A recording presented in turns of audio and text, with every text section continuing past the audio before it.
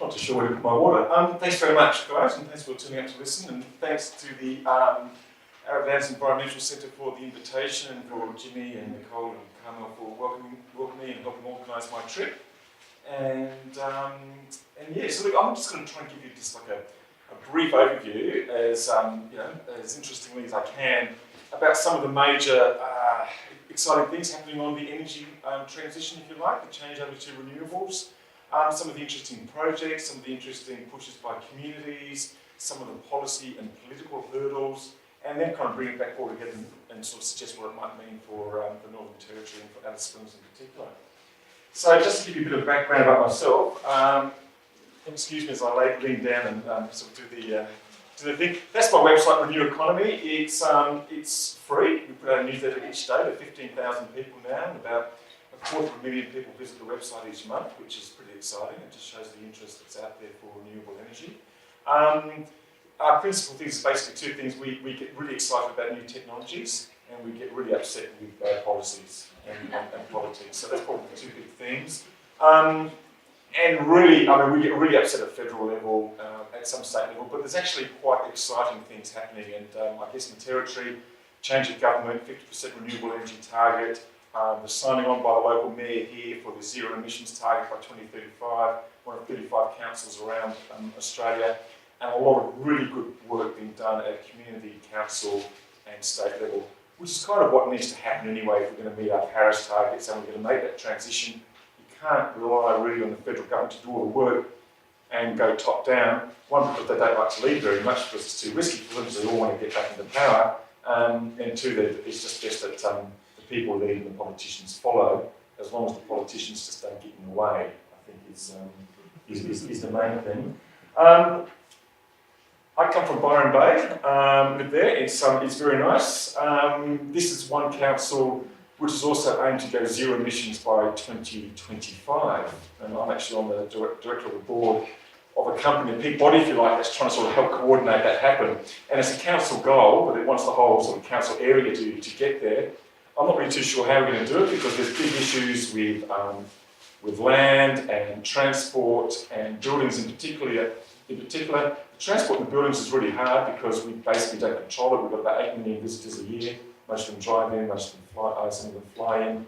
And the buildings is basically decided at state government level.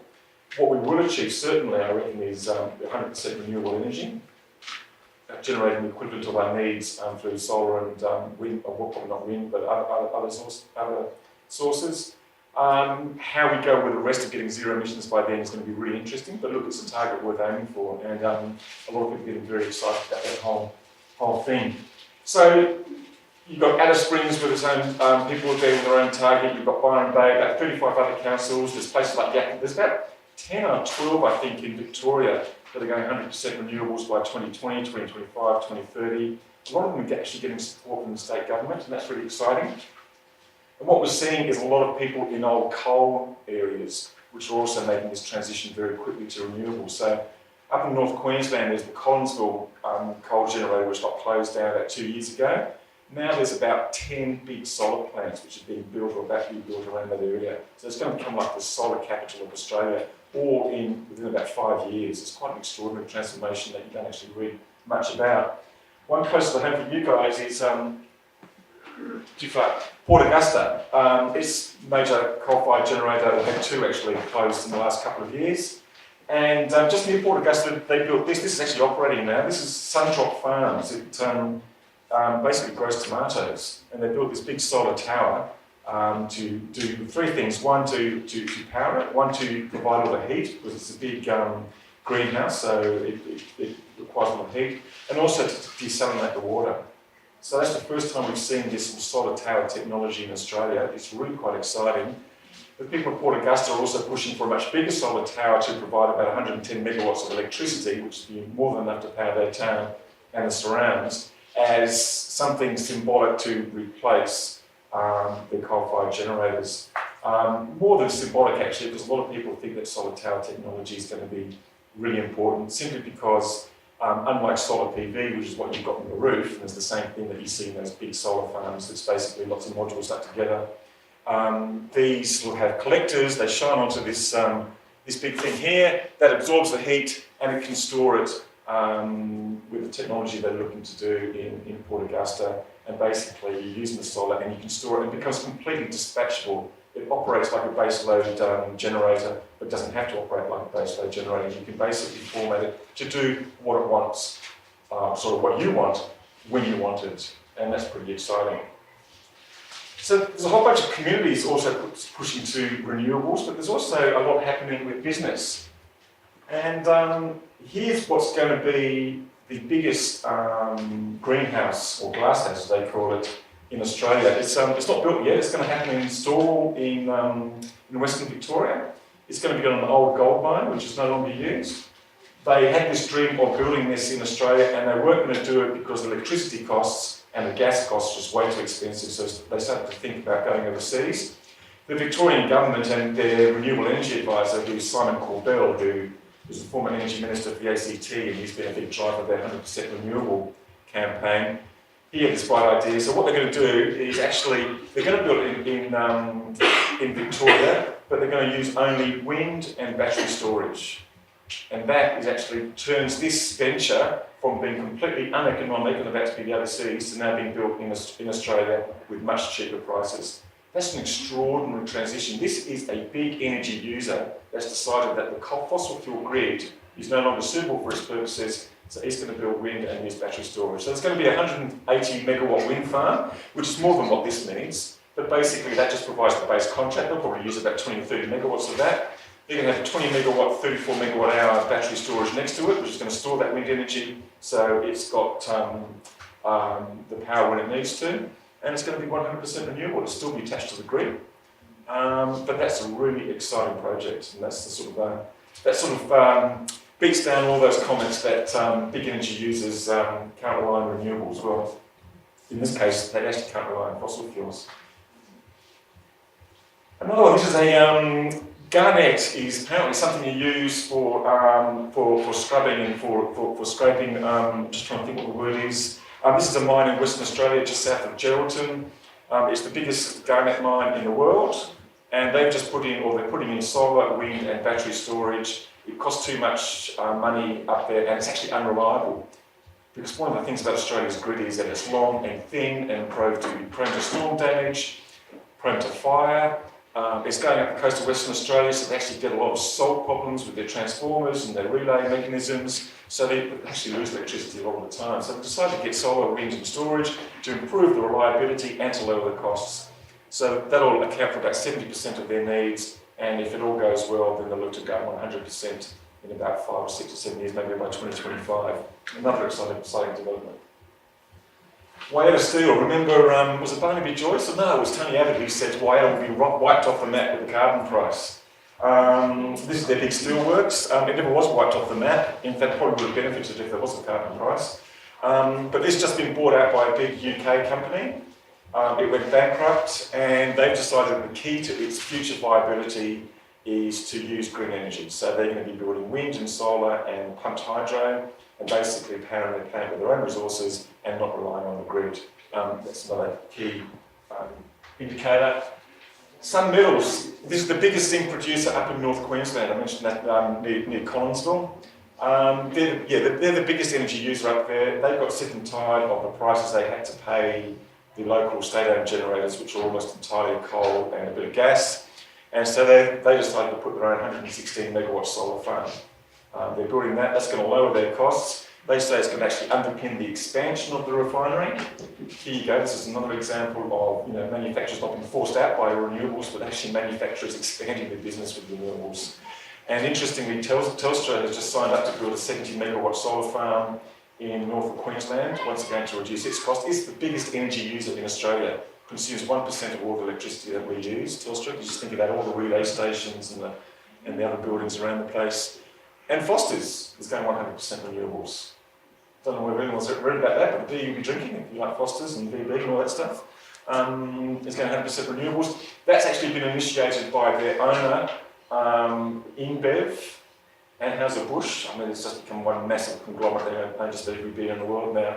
But they put this global push to go 100% renewables, and that will include Foster's. So you can expect to see in the next 6 months, they'll be announcing contracts to build solar farms and wind farms in Australia. And it's not just about green branding. If you're going to go 100% renewables, it's because you see something more than that. They're a big business, they deliver returns to shareholders. The answer is because it's actually cheaper.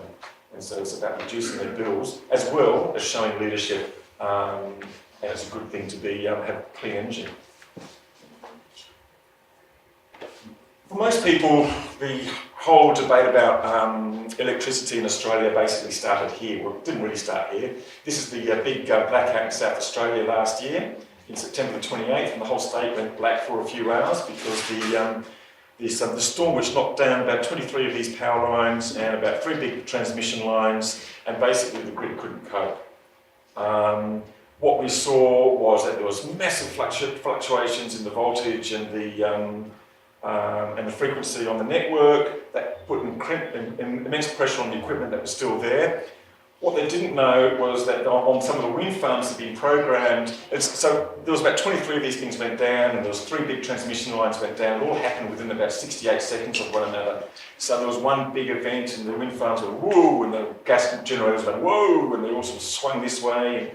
And on about the 3rd or the 4th time, it was too much for the wind farms because they'd been programmed to switch themselves off after 3 big events, which no one actually knew about. So they went off, and that left the gas generators to try and solve it by themselves, but they moved so slowly, they were still going in the other direction, in the wrong way, as you respond to sort of frequency. Just imagine things going up and down. You know, you think about your dog in the car. Once you're going around the bend, he tends to sort of go the other way if you're standing in the back seat. Well, the gas generators were coming like this, and as they were going around the other corner, it was still going this way, so they fell over, and the interconnector fell over as well. This, of course, was entirely the fault of renewable energy. Was basically being used and blamed by many people with vested interests and ideological perspectives to sort of blame renewables. They're kind of almost waiting for this to happen, and almost very pleased. Strange thing is that they fixed that problem with the wind farms, because that actually just took about 3.5 minutes to change the settings on the keyboard or whatever it is. And so those things ride through those events now, and we know that because in February this year, the 2 big gas generators in South Australia went off at the same time, 3 of them actually. They all tripped at the same time, they still don't know why, and that just basically left the state depending on wind farms and the interconnector. It caused these massive swings in voltage, and the wind farms just kept on going all the way through. And that kind of proved that it wasn't their problem. The whole debate has come out of this, and we've seen this in the press, we've seen this with the Murdoch media, with their particular bent on things. We've also seen it with the mainstream media, with their lack of understanding that it was the fault of renewables, it was still the fault of renewables, we've got to rethink about the way we're doing things. Well, we've had a bit of a think about that. We've had the Finkel review, and we've actually decided that the best way to go forward is to have more renewables, and to actually use the technologies of the future, not the clunky old coal and gas-fired generators which we've been relying on for so long, and which have actually proven to be really unreliable over the last summer, particularly in New South Wales. We had the 2 biggest coal generators going out at the same time when the big heat wave came. When the peak demand came that afternoon, the 2 biggest gas generators went offline. And the state almost went black, but the 2 technologies holding it together were wind and solar. Wind and solar just kept on going exactly as expected. And the New South Wales Energy Minister, who's actually a coalition minister, applauds and keeps on talking about how renewables kept the grid going. And he wants to actually expand renewables in a major way. So that's pretty exciting. We do have a problem with politicians at the moment. This is our sort of 2-headed hydra, if you like. One guy's gone, the other guy we thought would be different, but he actually hasn't changed a thing since he's been in power. He's been in power for about 2 years now. My one hope was that sometime in about less than a month, in fact in 1 month's time, he would have served a day longer than Tony Abbott and would no longer be the shortest serving Prime Minister. Maybe then he might actually take matters into his own hands and think about his legacy and start remembering all the things he used to say before he was Prime Minister. He actually spoke at the BZE, 100% renewable power. He launched that vision in 2010 and spoke, wonderfully about 100% renewables. You hear him talking about renewables now, and it's just ridiculous what he's saying. But he's beholden to the leader of the opposition within his own party, and can't really move, and it's really just very frustrating because we could be going, it would be really helpful if they're actually on side and pushing things forward rather than throwing hurdles in our way. The other major guy is this man. He's also dead against renewables. He doesn't really know why. He's pro-coal. He doesn't really know why, apart from the fact that they're very large donors. They're putting out a report, or they're supposed to put out a report last 2 weeks ago about why the US grid was so dependent, or needed to be dependent on coal and gas. But as is the way of things in the US at the moment, everything links. So when the report was done by the Energy Department, it actually said the complete opposite. They actually said, no, we should be pushing towards renewables, and we don't actually need coal, and we don't need as much gas, and we can probably do without most of the nuclear as well, because they're too expensive.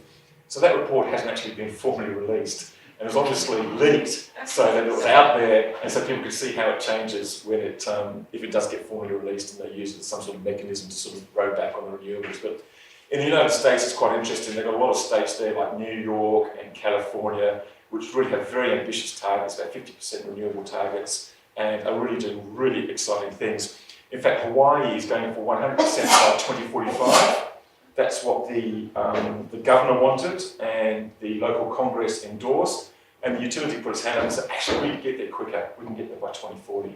That's pretty exciting. So that's where you're starting to see utilities think completely differently about what they're doing. Hawaii is an interesting case. It imports all its fuel, so all its oil and gas and diesel comes imported. It's a huge bill. They pay a huge amount for their electricity, so they've got a strong motivation to have locally developed, sourced electricity. The irony of it is that they actually don't pay any more for their electricity than we do around Australia, but I'll come to that in a minute, maybe very shortly. And that's the point. The big issue, the fundamental thing is that no matter what the politicians do, they can't get in the way of technology. And this is just an apology, there's going to be a couple of graphs now, about 3 or 4 graphs, and we'll get back to the pictures. This is, I just thought Sunday afternoon in Alice Springs really going to show you graphs about technology costs, but anyway. But this just shows the cost of solar and wind is falling, not just here in Australia, but around the world. So it was, I was in Abu Dhabi 18 months ago, and they announced the lowest cost tender for solar at the time of 6 cents a kilowatt hour. Everyone was saying, including the other solar companies, going, this is impossible, it will never be built, you can't possibly do that at that price. 12 months later, I was back there and they announced the result of a new tender for less than 3 cents a kilowatt hour. Half the price in 1 year. In fact, it's actually going to go down to 2.5 cents a kilowatt hour because the people doing it said, well, we can actually do it cheaper than that. In Chile, you're seeing 2.9 cents a kilowatt hour. Morocco, 3 cents a kilowatt hour for wind. That's actually now been broken in the United States. And offshore wind, which everyone thought was not, yeah, well, let's build it because it makes people feel good because it's nice and it's big and will probably be quite useful. It's actually turning out to be quite cheap as well. So the last auction in Germany, the price there was 4.96 cents a kilowatt hour, which sounds like it might be expensive, but actually it's not. What they actually said is that we'll just take whatever the market price is. So we don't actually want an extra subsidy. So there is actually no extra subsidy for this massive 700 megawatt offshore wind installation. That just shows you how things are changing, and changing beyond even what an optimistic website like Renew Economy would suggest would happen. It's actually happening even quicker than what we thought. So that's really exciting. And in Australia, the same thing is happening. We all thought that solar was getting coming down in cost a lot, and it has. It's dropped 50% in the last 18 months, which is really dramatic. But wind has also caught up. There's a very big wind farm in Victoria called Stockyard Hill. It'll be generating electricity at less than 55 cents a kilowatt hour. Just to put that in context, a megawatt hour, that's actually half the price of a wholesale price in Victoria at the moment, which is coal and gas dependent. So it's coming in at half that price. That just shows the change that's happening, and those costs will continue to fall. I'm going to skip past that graph. That's actually AGL, the biggest coal generator in Australia, who are making a heap load of money at the moment out of their coal generators because the price is so high, and actually revealed last week that their costs are not really that high. So how they explain why the prices are so high, but it's just basically the prices are high because it's an oligopoly. And as we found out today, when you're trying to rent a car in an oligopoly, it's really, really expensive. So that's the same thing happening on the electricity market. You just basically got pricing power by the people selling your stuff. But basically it shows that wind and solar are way cheaper than gas and cheaper even than brown and black coal. Some people put the price of brown and black coal much higher than that. And even if you put something called firming costs, which presumably is running a contract to a battery or a gas-fired power station to produce power when the sun don't shine and the wind don't blow, as I like to say, it's still as cheap as coal. So, and we know that the price of renewables is coming down and fossil fuels is going up. Here's another way of looking at it. Basically, the cost of solar. There's new black coal. This is Bloomberg New Energy Finance, who are about the best analysts of this whole thing. Just think, if you're going to build a new black coal power station, which is what many people in the coalition want to do, that's how much it's going to cost, that very top line. New gas generator, which is what you guys are getting in Alice Springs, up there. Solar, big difference there. That's the sort of take account that some people are going to build solar in places like Tasmania and Victoria, which don't have a whole lot of sun, so the costs are higher. But if you build solar in Western Queensland or out here or in WA, it's going to be at the lower end, and I would suggest it's even lower than that. What's really interesting is that within about a couple of years, it's actually going to be cheaper than just refurbishing and maintaining your aging coal generators. So the idea that it would be cheaper to keep them going, no, forget about that. And AGL made that very clear last week, actually. They said, we're not going to be extending the life of the coal-fired power generator. We're going to be putting in solar, wind and other storage and things. And even beating, in 10 years' time, the operating cost of existing black coal. So what's going to happen in 2030? This is probably going to happen quicker than that. Basically, solar and wind is cheaper than what you've already got. So what are you going to do with what you've already got? You're going to close it because you're going to have solar and wind. And by that time, you're going to have other ways to guarantee the dispatchability and reliability of the energy. I think that's the last graph. No, it's not. Don't look at this too hard, just see that big, massive yellow. This is Bloomberg, this is Australia's forecast for 2040, big, massive yellow, that's a lot of solar. Basically, this country's going to be powered at least half by solar by 2040, if not more, by 2050, probably with wind and solar, it'll be 80%, I can almost guarantee you of that. And there'll be hydro and some other things happening. The other big thing is on the right-hand side. If you look here, right on the left, that grey one there, that just recognises the fact that all our electricity came from centralised generators, big coal-fired power stations, big gas generators. What we see now on the right-hand side by 2040 is half and half. So half of all of your electricity is going to come from localised sources. Now that's going to be rooftop panels on your roof, solar panels on your roof, solar panels on your business, community solar, like a bit like the size of what you've got with your turning out there, and the Sunshine Coast Council in Queensland has just built its own 15 megawatt solar plant. It too was fed up with the cost of electricity, so decided to build its own solar plant. It's a $50 million investment, it's going to save them $20 million. After paying off all of that and the interest costs, it's going to be a major net positive. So you're going to see those sort of things happening all around Australia, and the sort of things that those big businesses are doing, like that the big glass house, that's distributed generation, that's people building their own generation. So that's the exciting thing which is going to happen there. We talked about politicians. This lady is Audrey Zimmerman. She is a New Yorker, a feisty person and quite brilliant person. She's now heading the Australian energy market operator. And I can't tell you what a transformation and how important that this person is, because she understands this. She gets it, she sees the new technologies, she wants to embrace them. So she understands that whole shift from centralised generation to decentralised generation. In New York, they had a big Hurricane Sandy, if you remember, about 14 years ago, basically blew down everything, and they didn't have power in some places for 3 weeks. So they thought, well, this is not good enough, we're the biggest, the most important city in the world, we need power.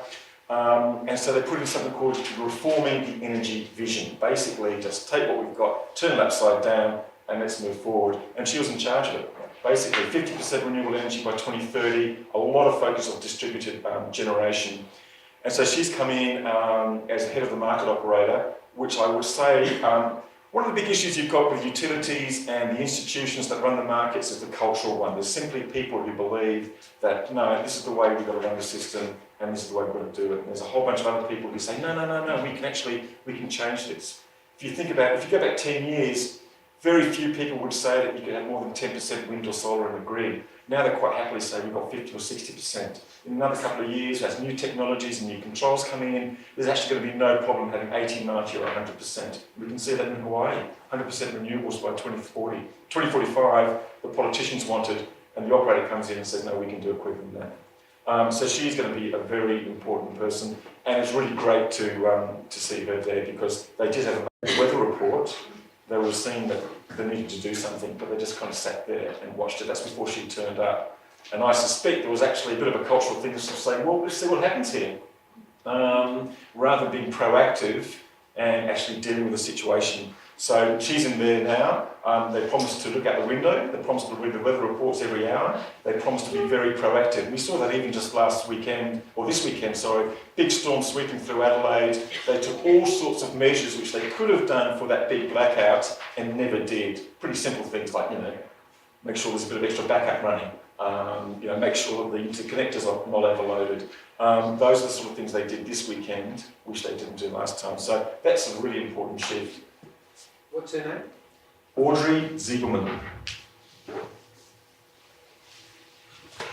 So what are we going to see? Well, we're going to see wind paired with battery storage. I mentioned that glasshouse before. A lot of excitement over this big battery here in South Australia.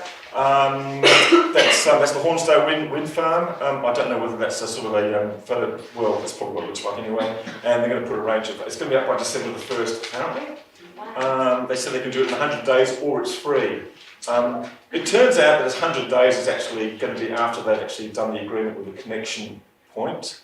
So that actually won't be by December the 1st, but they've actually promised by the South Australian government will be up and running by December.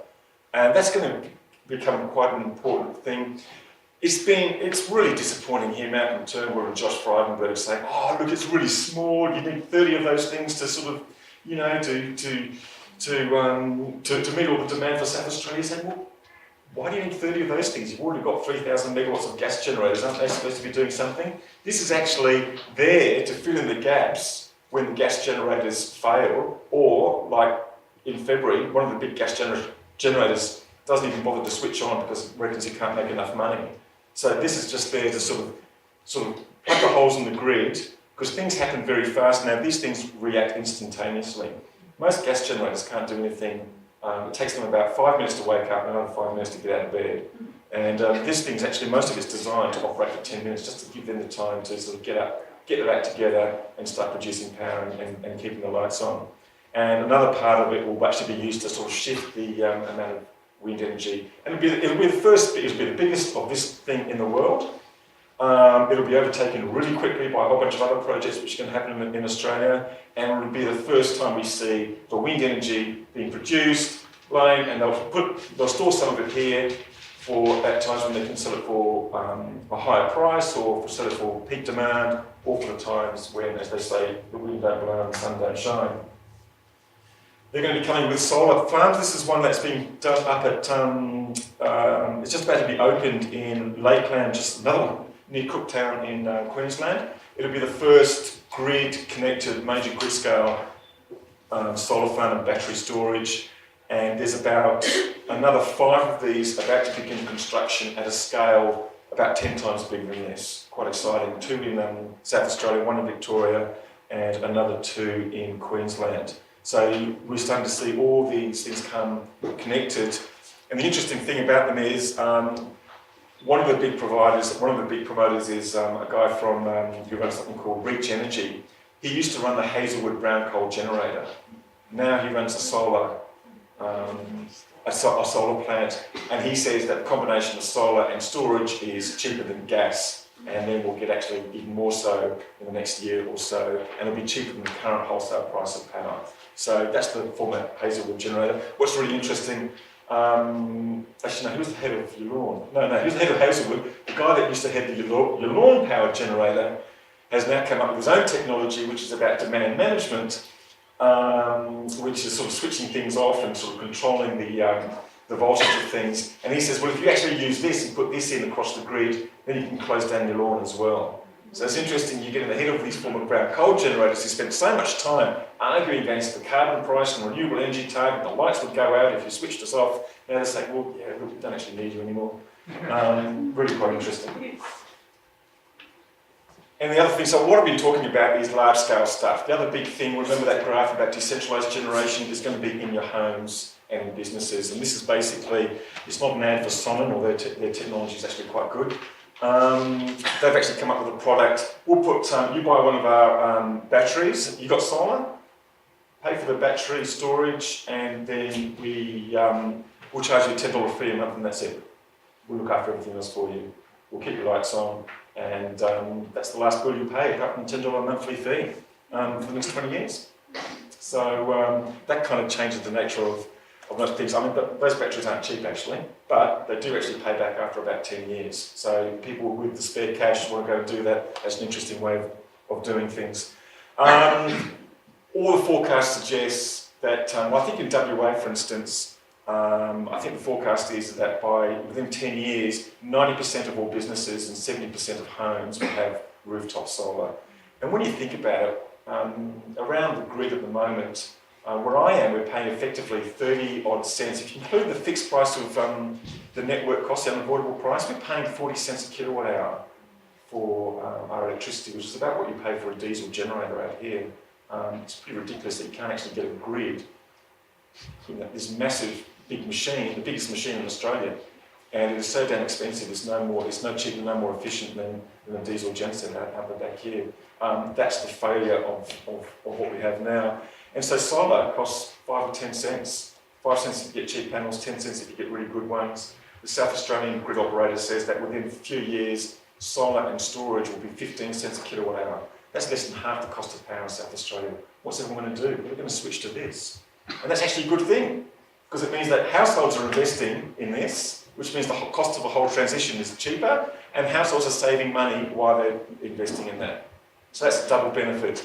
Then you can actually tap into this battery storage, which might be around the country, and there could be 88 gigawatts of it by 2040, according to the forecast of the Networks Association. You tap into that, you have them all linked together. That gives you an amazing asset to be used to provide power, to provide grid stability, and it means you just don't have to go around and build up. I mean, our response to everything up till now was that, oh, got a shortage, let's build a new power station.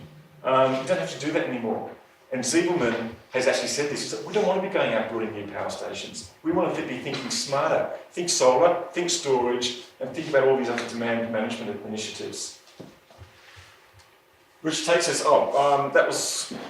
lost my segue there, interrupted my own segue. If they don't get it right and you can't bring down the prices of power, then the network's own forecast was that 1/3 of consumers are going to leave the grid. And look, that might be really nice and exciting and cheerful for the people who do so, and I don't blame people for doing it, but really, you built this asset, you might as well use it. Just don't charge so damn much for it, and that's the main problem. But they're trying to sort of deflect it off, oh no, this is the solar households freeloading on everybody else and pushing up prices for everybody else. No, you shouldn't be charging so much for the network in the first place. We don't need it so much anymore. So that's the big thing. We really should be lowering the cost of electricity by at least 1/3 and possibly a half to take into account the new technologies. And that finally brings me back to Alice Springs.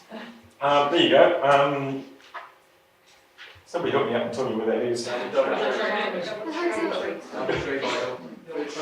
That's where we're staying.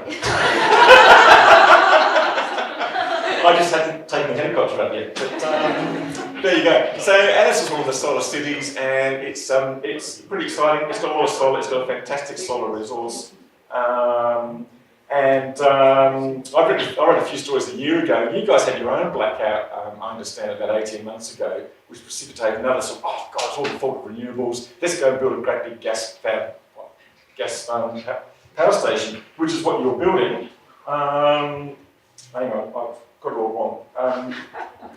There you go, you're building that big gas generator. And there's a big debate about the time because the government that was in then didn't like renewables, thought that if you had you couldn't take any more solar into the grid, that if you wanted to go 100% solar, as is suggested now, it would cost something like $2 billion. We actually wrote a very long article saying how ridiculous that was. But this is going ahead now. I think it's almost completed and will probably be switched on next August. This month or next. You do have a new government which wants a 50%, wrong way, 50% renewable energy target, and that's exciting because it is healthy. You've got a government that says we don't want any renewables, and you've got another government that says we do want renewables, then that helps the process an awful lot. I think we're waiting for the report to come out to show exactly how that's going to happen, and that's going to be really interesting to see what they actually propose. There's a whole lot that's actually happening in the, Northern Territory is an interesting place.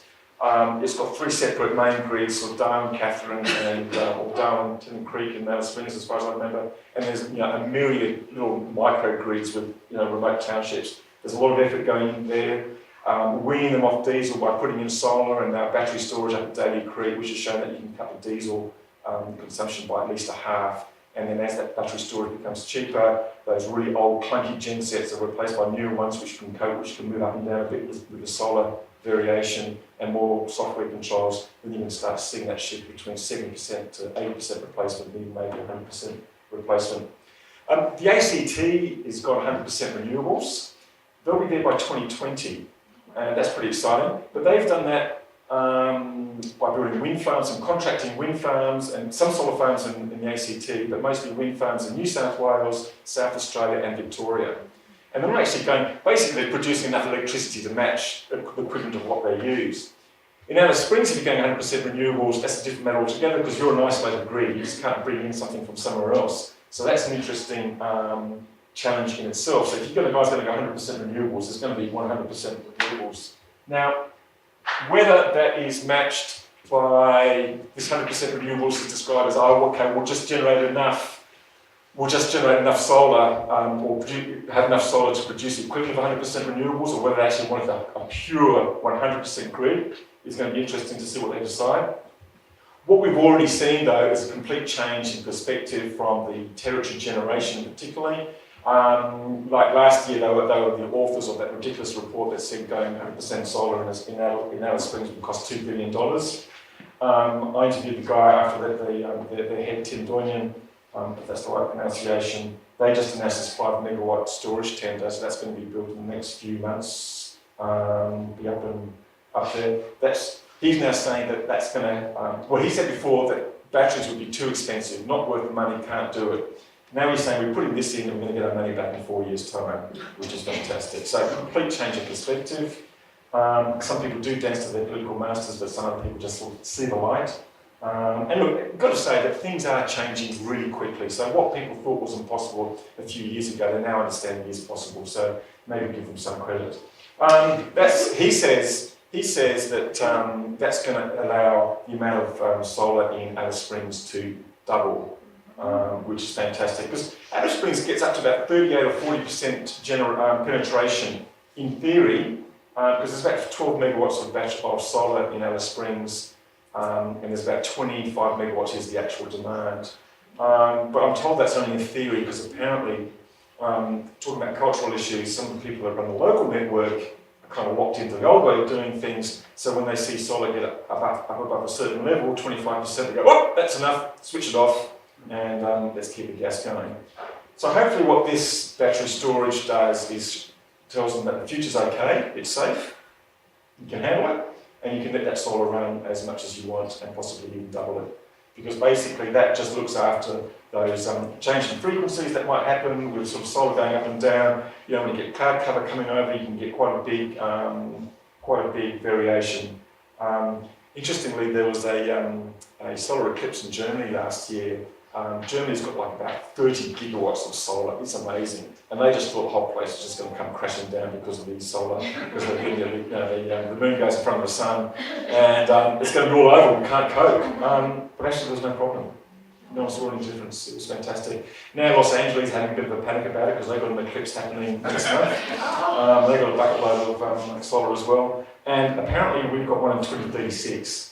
And I understand there'll be a email panicking about that as well, but I'm sure it's going to be okay. Another exciting thing is a lithium-ion factory. Now these guys, Energy Renaissance, they're talking about this big lithium-ion factory. I don't know whether they're sort of talking out of school or just talking their book, or sort of, if they announce they're going to do it often enough, then it'll happen and they will get a government grant.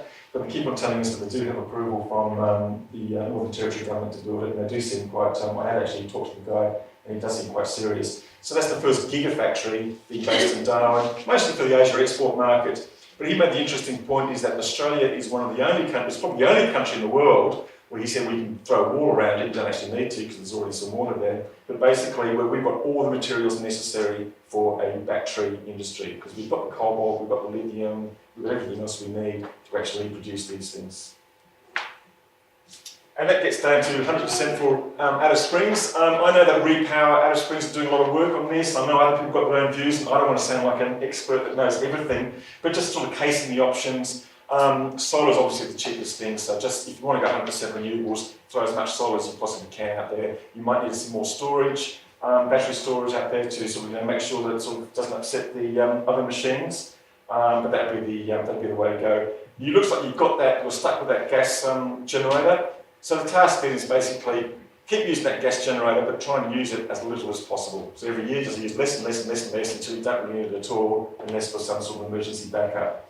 I don't know whether wind, I think some people discuss wind. Wind only because it just gives that diurnal thing. In solar, obviously, it doesn't produce during the night.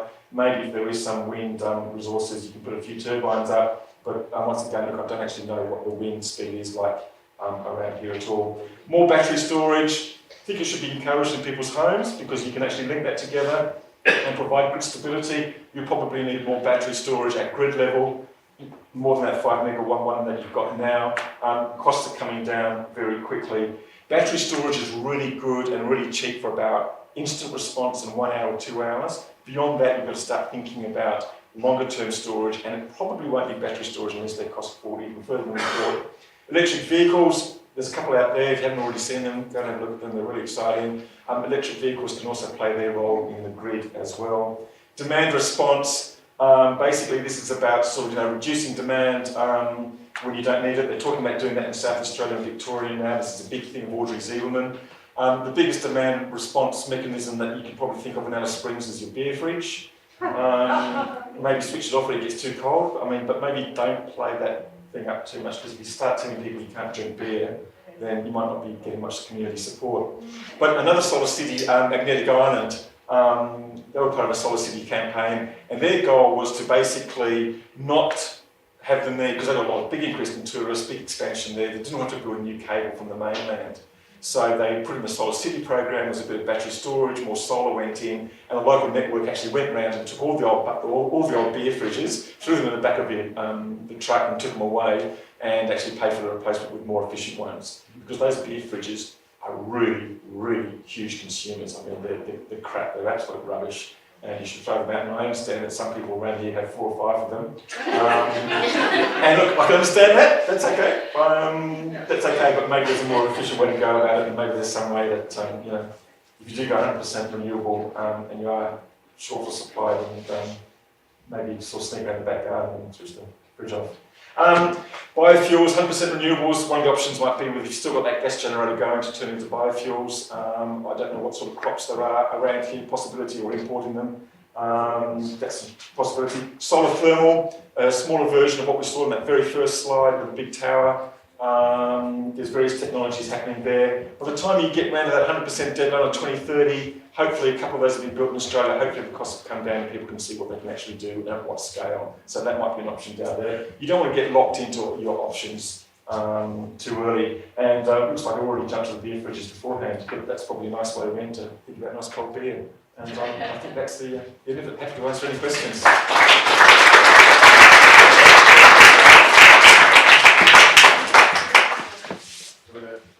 Yeah. Was there any other speakers? Or? Yeah, we've got 2 more. Oh, okay. Oh, no, that's fine. No, it's fine. This is the last one here, so.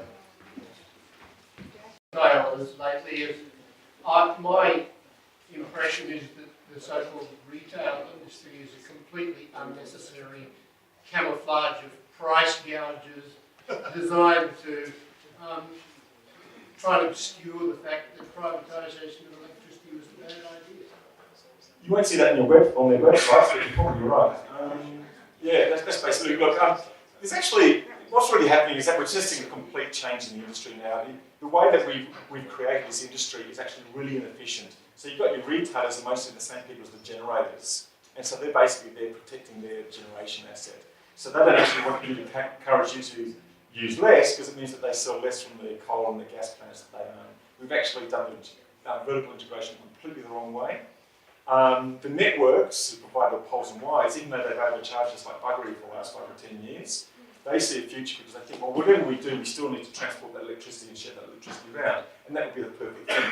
They've just got to learn to charge less for that and probably take a few write-downs. But they see a future there, and they see other different business models. They actually think that the retailers, who actually do nothing, they don't provide electricity, they don't generate it, all they do is confuse the hell out of the consumers and send them a bill they don't understand. And they're getting away with it. It's outrageous. They don't actually do a function. So if you've got more service providers, and people have talked about it could be your Woolworths, it could be your Telstra's, it could be your Apples or your Googles or whatever, coming in, dealing with that service, and then just linking up with other people and providing that service, which links up with your solar and your storage, you don't need those guys anymore. They'll go by the wayside. So kind of what's happening now is they've got this transition. They're trying to figure out how they can stay in business. So their interest is actually slowing it down as much as they can while they think of a plan B. So anyone ever see the Italian Job about 30 years ago? They're sort of sitting on the bus right at the end of that and the guy says, I've got a plan. It's a bit like that. No, it's all good. It's all good? Yep. Okay, I'll have to take more questions. Just interested in what you think is the most effective and affordable home battery storage system as well at the moment? The one that you buy next year or the year after? Now? Yeah, right now. Look, I don't know about Alice Springs. I don't know because I don't know what the supply chain is like here. I'm aware of Redflow, Tesla. Yeah, Redflow probably not for your household. And I don't want to get into endorsing too many products, but there's a whole bunch of people out there. People with looking at LG, Chem, and Tesla because they've cut. Tesla's already basically brought the whole price down 50% in 1 year. Brought out version 1 and then brought out version 2, which is half the price, and it's actually quite a good machine.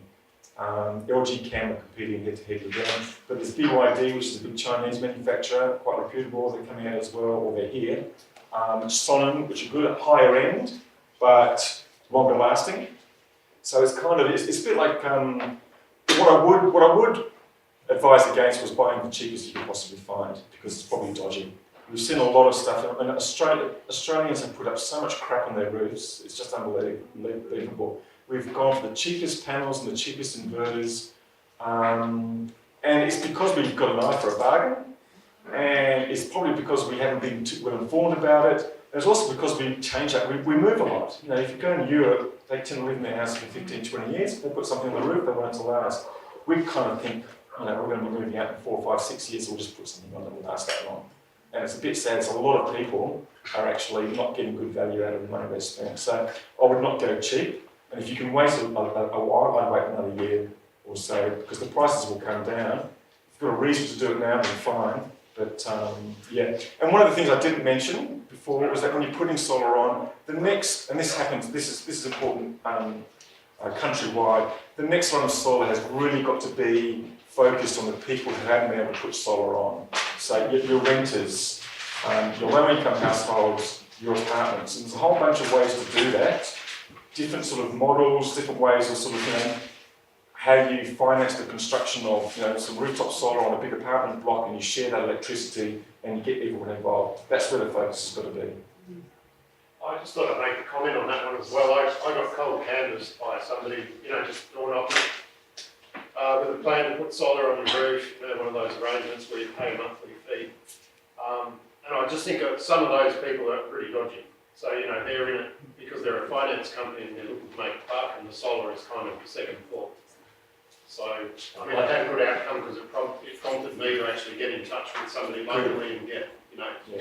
Don't buy from a door-to-door salesman. I apologise to all the solar door-to-door salesmen here today, but I just wanted to make that point. There are quite a lot of people, organisations in the finance sector who are pushing this kind of thing. Yeah. And I suspect that might be one of the reasons why Australians end up with shocking stuff on Absolutely. as well. Get at least 2 or 3 quotes, and you know, even basic things like, you know, when they come around to install the solar, have a look at the roof where you're going to put it, and make sure it doesn't go under the tree or behind somebody else's next door neighbour's chimney or whatever. No, we have chimneys out here actually, but yeah. So Just a question about sustainability of lithium and coltan that you use in. cobalt, yeah. Yeah. What's the comment on that?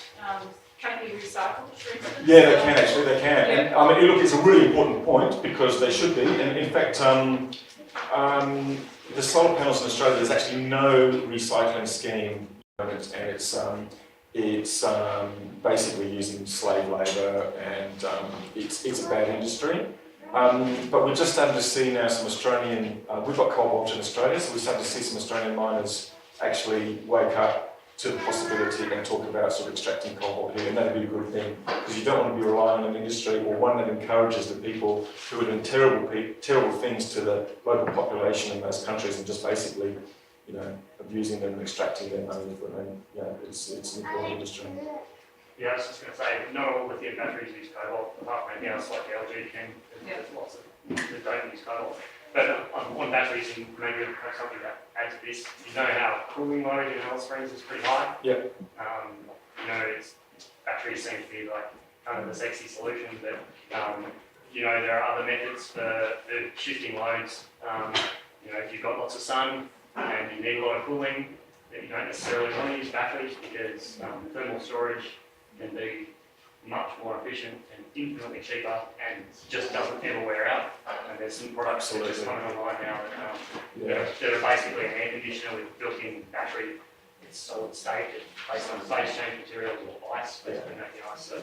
Yeah, and then just one other thing on batteries is that if you're asking for a battery, be clear about what you want it for. Do you want to do it because you want to make a statement and you just like the idea of having it?